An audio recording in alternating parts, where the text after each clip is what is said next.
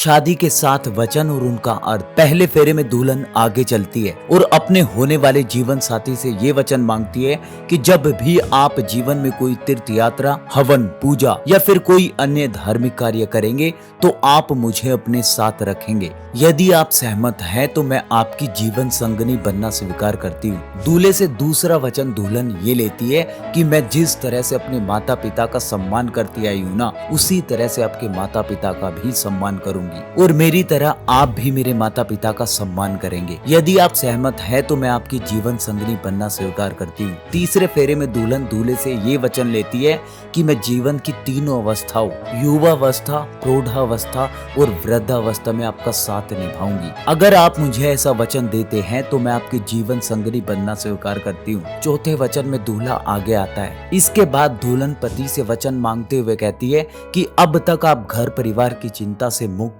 थे। विवाह के बाद परिवार की जरूरतों को पूरा करने का दायित्व आप पर होगा। अगर आप इसे निभाने को तैयार हैं तो मैं आपकी जीवन संगनी बनना स्वीकार करती हूँ। पांचवें वचन में दूल्हे से वचन मांगती है कि घर के कार्यों में और किसी अन्य चीज पर खर्चा करते समय अगर आप मेरी भी राय लिया करेंगे तो मैं आपकी जीवन संगनी बनना स्वीकार करती हूँ। शादी के छठे फेरे में दुल्हन दूल्हे से ये वचन मांगती है कि अगर मैं अपनी सखियों, परिवार या अन्य लोगों के साथ बैठी हूँ तो आप मेरा कभी भी सामाजिक रूप से अपमान नहीं करेंगे। शादी के आखिरी यानी कि 7वें फेरे में दुल्हन कहती है कि आप पति पत्नी के आपसी प्रेम का भागीदार किसी अन्य को नहीं बनाएंगे। अगर आप ये वचन देते हैं तो मैं आपके वामांग में आना स्वीकार करती हूँ।